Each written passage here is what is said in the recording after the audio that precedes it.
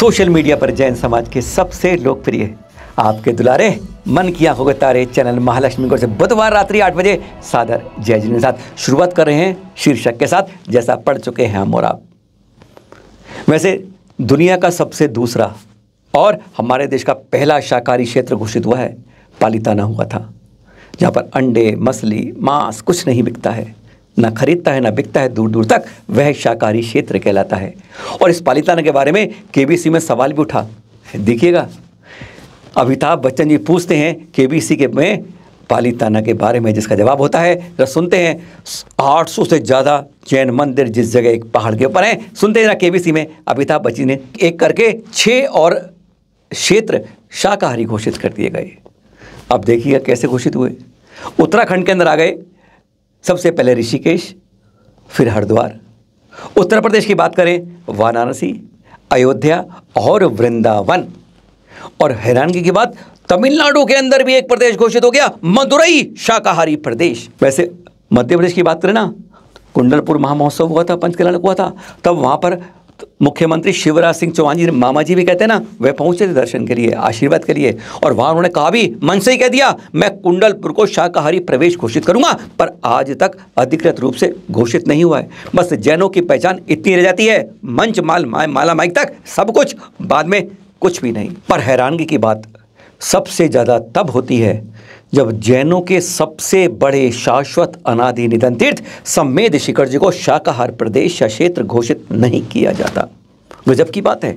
वैसे यह पत्र मीमो देखो, अक्टूबर का महीना चल रहा है, यानी लगभग 4 साल पहले की बात है। 22 अक्टूबर 2018 को यह पर्यटन संस्कृति मंत्रालय के अपर सचिव द्वारा यह ऑफिस मेमोरेंडम जारी किया गया।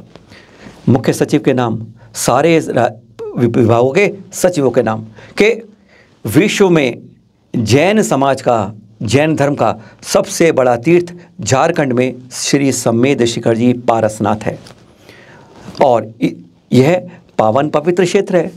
इसके लिए झारखंड सरकार संकल्पित है कि वह इसकी पावनता को बरकरार रखेगी। यह संकल्प शपथ एक प्रकार से इस ऑफिस में 22 अक्टूबर 2018 को झारखंड द्वारा ले ली गई। पर आज साल दर साल 4 साल बीत गए, पर अभी उसकी सरकार के कान पर जूं नहीं रेंगी है आज तक।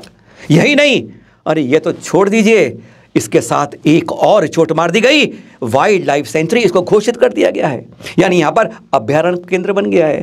पर्यटन उद्योग खोलने की बात कर दी गई है, पर्यटन की, यानी मांस की दुकानों के लिए एक प्रकार से खुली छूट की, एक प्रकार से सरकारी हरी झंडी दे दी गई है। कितनी शर्म की बात है।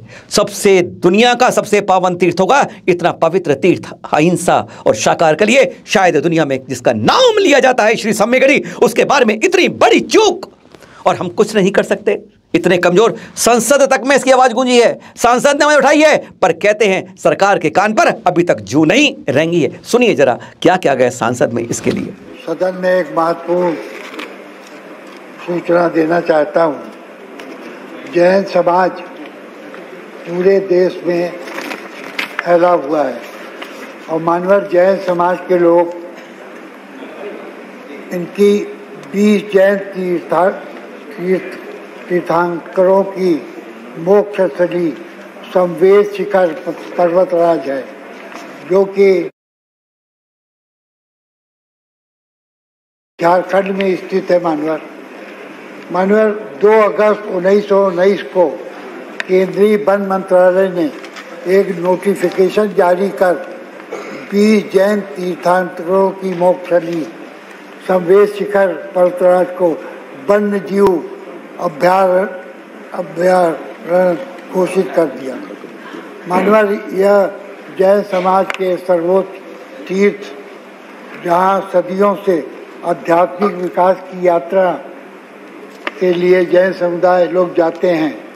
महोदय, मैं आपसे माध्यम से सदन में ये मांग करूंगा कि जैन समाज के लोग मांस, मदिरा इसका सेवन नहीं करते, न जीव हत्या करते हैं मानवर, लेकिन ये होने से वहाँ पर मांस, मदिरा इसका सेवन बड़े पैमाने पर होने लगा है।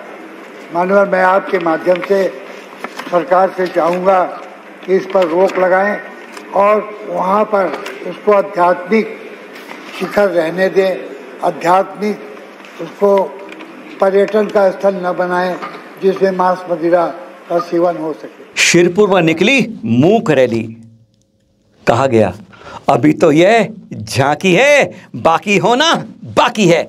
11 अक्टूबर चैनल महालक्ष्मी टीम वहीं थी और तब 2 अक्टूबर के घोषणा के बाद, कहते हैं उस शंखनाद के बाद, कल 11 अक्टूबर को प्रातः लगभग 11:15 साढ़े 11 बीच में हजारों के बीच में मूक रैली विभिन्न पट्टियां लेकर निकली, पूरे शिरपुर ग्राम में घूमी।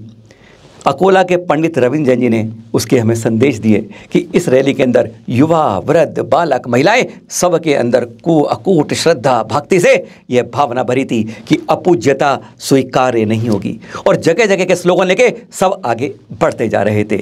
स्लोगन एक से एक थे, कुछ आपको सुना भी देते हैं। पुलिस प्रशासन काम करो, फोटो हटाओ, नाम करो। अंतरिक्ष शिरपुर है तीर्थ दिगंबर, नहीं कांजी नहीं श्वेतांबर।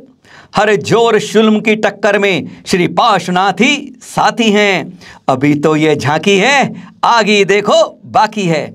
फोटो हटाओ, नाम कमाओ, पुलिस प्रशासन नाम कमाओ। शुद्ध दिगंबर रूप रहेगा, पंथ काजी नहीं चलेगा। सौगंध गुरु की खाते हैं, फोटो शीघ्र हटाएंगे। फोटो हटाएंगे शान से, गादी के स्थान से। पुलिस प्रशासन काम करो, नहीं वर्दी को बदनाम करो। ऐसे स्लोगनों के साथ ऐसे दसियों स्लोगन थे उनके पास, जो चलते जा रहे थे, गुनगुनाते जा रहे थे। अब शिरपुर तीर्थ को बचाना है। वैसे आपको बता दें, हमने 2 एपिसोड निकाले और लोगों की एक वर्ग उसमें उठ के आ गया अपने दिगंबर जैनों से, और उन्होंने कह दिया कि आचार्य ऋषि के आशीर्वाद से, सानिध्य जैनों में बांटा जा रहा है। हमने इसके बारे में आचार्य ऋषि से पहुंचे, सीधा शिरपुर में आशीर्वाद लिया, संकेत दिया उन्होंने कि यह जो आप कर रहे हैं ठीक कर रहे हैं और इस बात को आगे बढ़ाना है। और उनकी बात से हमने कई सवाल पूछे वहां पर, वह सब बताएंगे कि यह बंटवारा नहीं किया जा रहा, जो जिस तरह से समाज में एक तरफ से भड़काया जा रहा है, और हकीकत क्या है यह हम आपको आने वाले वीडियो में बताएंगे। यह तो अभी शुरुआत हो रही है। फोटो को हटाकर ही इस विजय का, कहते हैं, पहला द्वार खुल पाएगा। हकीकत यही है। आचार्य ऋषि के संबोधन से हम एक करना चाहते हैं, पर उसमें से एक वर्ग भड़कते होने के मानते देश को नहीं, हमारे समाज को, हमारे दिगंबरों को बटाना चाहते। बाद में बताएंगे आज आगे। और शिखर जी से ही उत्कृष्ट समाधि मरण। शरद पूर्णिमा 9 अक्टूबर का दिन, जब पूरा जैन समाज 2 बड़े संतों की जन्म महोत्सव मना रहा था, तब शिखर जी सम्मेशकर जी से, यानी दिल्ली की पहचान जाने वाली आरिका उत्कृष्ट मती माता जी का, वहाँ शिखर जी में पुण्य सागर जी महाराज के सत्संग के अंदर यम संलग्न के बाद उत्कृष्ट समाधि मरण हो गया। चैनल महालक्ष्मी में सांध्य महालक्ष्मी हार्दिक विनयांजलि अर्पित करता है। अभिनेत्री बनकर भी धर्म चर्चा के लिए तैयार। वैसे जब कहते हैं ना, जब शान शौकत फैशन में आ जाते हैं, बड़े बड़े सितारे बन जाते हैं, तो धर्म, संस्कृति, नैतिकता कहीं ना कहीं पीछे छूट जाती है। यहाँ आप देख रहे हैं नियापक श्रवण वीर सागर सत्संग से चर्चा करते हुए अपने पति विक्की जैन के साथ अंकिता लोखंडे जी को। वैसे पता है, दशलाक्षणा के समय में इन्होंने उपवास किए थे, और अब ये धर्म चर्चा करते हुए आप देख रहे हैं। यही तो कहते हैं, जब भी जितनी भी ऊंचाई पर पहुंचे जाओ, नीचे अपनी जमीन को कभी मत भूलिएगा। और कल आ रहा है हमारे तीसरे तीर्थंकर श्री संभवनाथ जी का ज्ञान कल्याणक श्रावस्ती। बस इसी नगरी में तो उनके 4 कल्याणक, गर्भ, जन्म, तप और ज्ञान कल्याणक हुए थे। 60 लाख वर्ष पूर्व आयु थी, और फिर एक बार आसमान में बादल देखे कैसे छुट जाते हैं, बस इसी तरह जीवन खत्म हो जाता है। बस इसे वैरागी भावना, राजपाट छोड़ा, पंचमुष्टि केशनोच किया और 14 वर्ष कठोर तप करके कल के दिन, कहते हैं, अपराह्न काल में साहित्य गुण में श्रावस्ती नगर के अंदर केवल ज्ञान की प्राप्ति हो जाती है। और 1 लाख वर्ष पूर्व के लगभग आपका केवली काल रहता है, समोश्वर बनता है और आपकी दिव्य ध्वनि खिलने लगती है। पर कहाँ पर की बात कर रहे हैं? उस श्रावस्ती की जो 3 दिन से डूबी पड़ी थी, दृश्य देख चुके हैं आप, जहाँ पर अभी जल्द ही पंचकल्याणक होना था। सहस्त्रकूट का 1008 प्रतिमाएं जलमग्न हो गई थी। नेपाल से बांदी छोड़ते हैं और हमारी इस तीर्थ के अंदर इस तरीके से गहरा पानी भर जाता है, नींव कमज़ोर हो जाती है, तीर्थ अरक्षित हो रहा है। वैसे आप कहिएगा हम लोग के साथ, बोलिए तीसरे तीर्थंकर श्री संभवनाथ जी के ज्ञान कल्याण की जय जय जय। और आप सभी को जय जिनेंद्र। कल मिलेंगे सुबह आपके साथ प्रवचन आचार्य श्री के जो चैनल महालक्ष्मी माँ था, तब उन्होंने जो संकेत कहा था हमने कि शिरपुर के बारे में कुछ कहें और अपने तीर्थ के बारे में उन्होंने क्या प्रवचन दिया है। आचार्य श्री ने, गुरुवर ने, गधे को गहने पहना सकते हो पर उससे आनंद कौन लेता है। सुनिए कल जरूर सुबह 8 बजे। सादर जय जिनेंद्र।